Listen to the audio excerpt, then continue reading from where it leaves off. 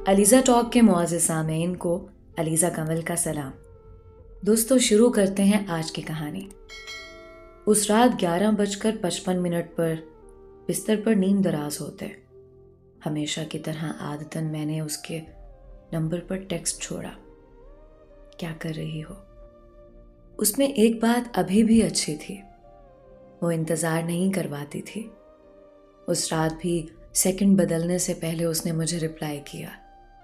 सुबह 8 बजे मरी जाना है आउटिंग पे, पैकिंग हो रही है।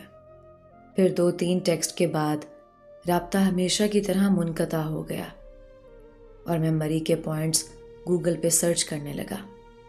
मरी का जिक्र आते ही अचानक मेरे जहन में एक ख्याल सा कूंदा, जिस पर यकीन की मोहर लगाकर मैं रूम लाइट ऑफ करके पुरसुकून से सो गया। सुबह 4 बजे मेरी आंख खुली तो मैंने फ्रेश होने के बाद एक हैंडबैग तैयार किया और ख़ुद की आईने में फाइनल लुक देखी। डार्क ब्लू जीन्स पर रेड शर्ट के साथ ब्राउन जैकेट पहने मैं बिल्कुल रेडी था। जितना वक्त उसे अपने शहर से मरी पहुंचने में लगता, मुझे अपने शहर से उस वक्त का 2 गुना ज़्यादा फासला तय करना था। इसलिए मैंने 4 बजे का इंतखाब किया। मरी जाने के लिए मैंने अपनी ब्लैक पजारो का इंतखाब किया। जिस वक्त मैं मरी पहुंचा दिन के 10:30 बज रहे थे। पजारो से निकला तो मुझे मरी की बर्फज़ार पहाड़ियों के साथ यखबस्ता हवाओं ने वेलकम किया। गो के मैं जानता था अब तक वो मरी पहुंच चुकी होगी। तस्दीक के लिए मैंने उसके नंबर पर अपना पैगाम भेजा। और पहुंच गए तुसी मरी? वही फौरन से रिप्लाई आया, अल्हम्दुलिल्लाह। मैं उसे बता सकता था कि मैं इस वक्त मरी उसे देखने आया हूं, मगर मैंने सोचा उसे ढूंढकर सरप्राइज करूंगा और फिर उसकी आंखों में उन फीलिंग्स को देखूंगा जिसे वो लफ्ज़ों से कवर कर लेती थी। 2 घंटे बर्फ की दबेज तहों पर चलते उसे ढूंढते टांगे अब शल होने को थी। एक चीज़ मिस हुई मुझसे। मैं उससे ये पूछना भूल गया था कि उसका ज़ाहिरी हुलिया कैसा होगा। अब मुझे नदीदों की तरह हर उस लड़की को देखना था जो अबाया में मौजूद थी। इन 10 सालों में इतना तो मैं जान गया था, वो मरी आने के लिए भी अबाया का इंतखाब ही करेगी। मैं मज़ीद कुछ घंटे उसे ढूंढने में लगा सकता था, मगर अगर ये मैं कर गुजरता तो बेवकूफ़ी होती मेरी। ज़िंदगी हमें बार बार मौका नहीं देती कि हम अपनी सांसें इकट्ठी कर सकें। मैंने उसे अचानक से सरप्राइज करने के लिए इरादों पर मट्टी डाली और उसके नंबर पर टेक्स्ट किया, मुझे मरी की वो लोकेशन सेंड करो जहां तुम इस वक्त खड़ी हो। वही झट से रिप्लाई आया, बस कुछ घंटे ढूंढने पे थक गए हो? मैं चौंका, मगर अगला टेक्स्ट मुझे बर्फ की तरह जमा गया। डार्क ब्लू जीन्स पे रेड शर्ट के साथ ब्राउन जैकेट। तुम्हारी नमूनों जैसी ड्रेसिंग बदली नहीं। और मैं पागल ही तो हो उठा था। आखिर क्या था उस लड़की में? हर बार अल्लाह के सामने मुझसे पहले पहुंच जाती थी। मैंने डोलती सांसों के साथ गिरती बर्फ की ओट से अपने चारों सिम दीवानों की तरह देखा। सफेद बर्फ पर रंग बिरंगे इंसानों के झुरमुट, ऐसे जैसे किसी आर्ट गैलरी में लटकी कोई पेंटिंग। इस भीड़ में उसे कैसे तलाशता मैं? मगर इसी भीड़ से उसने भी तो मुझे ढूंढ लिया था। तो क्या मेरी चाहत अभी भी उसकी चाहत से आगे नहीं बढ़ पाई थी? सूरज मरी के पहाड़ों पर आने से मुआजरत कर चुका था। एक चांद था जो धड़ल्ले से आ निकला था और मुझे बस चांद के आने का ही डर था। मुझे उस चांद के आने से पहले उसे ढूंढना था, वरना मुमकिन था काली रात के स्याह घोर अंधेरे मेरी किस्मत में लिख दिए जाते। मैंने हार मानी और सेल फोन पर पड़ी बर्फ की बॉल्स को झाड़कर टेक्स्ट टाइप किया। मैंने आज भी कई बार की तरह उसकी मिन्नत की, रहम करो मुझ पर, मुझे दिखाई दो। शायद वो खिलखिलाई थी जिसकी गवाही आसमान से गिरती बारिश की नन्ही सी बूंद ने दी थी। अरे देखो तो, शाहजादा एक फकीरन से रहम की इल्तजा कर रहा है। इस तंज पर अजियत की छुरी ने मेरे वजूद को काटा तो मेरी आंखों में नमी तैरने लगी। आंखें बंद करके मैंने उस नमी को हल्क तक पहुंचाया और इस बार उसके सामने बरसों पहले जैसा रवैया इख्तियार किया। नहीं बताना तो मत बताओ, मगर फिर इसके बाद इसी बर्फ तले मेरी कब्र बनाकर वापस जाना। मेरी धमकी कारगर तो साबित हुई, मगर बदगुमानियां अपनी जगह मौजूद थी। लाहौर के शाही किले में बनी मेरी मोहब्बत की कब्र का ये हक है कि मरी की सफ़ेद बर्फ भी एक कब्र चाहती है। वो बेरहम नहीं थी, उसे मैंने बनाया था। मैंने उसके तल्ख लफ्ज़ों का असर ज़ायल करने को आंखें बंद की कि उस खुशबू ने मेरी सांसों पे हमला किया। Eternal love. मुझे याद है उसने बताया था वो ये खुशबू इस्तेमाल करती है। उसने कहा था, पता है शाह, पहले मैं इटर्नल लव इस्तेमाल करती थी और आज मैं तुम्हारी डबल डायमंड खरीद कर लाई हूं। मैं इन दोनों खुशबुओं को मिलाकर यूज करूंगी ताकि मेरी और तुम्हारी खुशबू एक हो सके। अभी मैं खुशबू से नहीं निकल पाया था कि उसकी आवाज मेरी समाज से टकराई। मोहब्बत के सच्चे तो खुशबुओं को महसूस कर लेते हैं शाह। अफसोस तुम मोहब्बत में भी सच्चे साबित ना हो सके। वो मेरी मोहब्बत का मजाक उड़ा रही थी। उसे हक था, वो वही कर रही थी जो मैंने उसके साथ किया था। खुशबू के बाद आवाज ने मेरी हिस्सियात बर्फ में बर्फ की तरह जमा दी थी। होश में आते ही मैंने आवाज की सिमत रुख किया, मगर वो फिर इन रंग बिरंगी पेंटिंग्स में खो गई थी। जितना मैंने उसे तड़पाया था वो आज सारे बदले ले रही थी। जो भी था बहुत अजियत थी।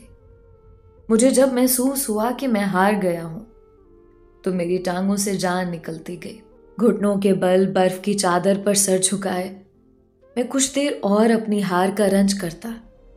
सेल पर उसके लिखे हुरूफ ने मुझे जिंदगी की नवीद दी।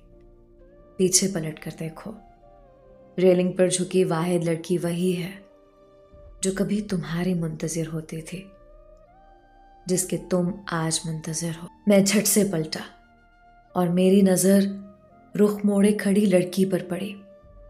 मैं अपनी नाहमवार सांसों को तरतीब देता उसकी जानिब बढ़ा जब उसने एक और अनायत की मुझ पर। अब वो रुख मेरी जानिब किए मेरी जानिब चलते बर्फ पर पांव बनाती जा रही थी। यखबस्ता हवा आंखों में धुंधलाहट लाने लगी थी।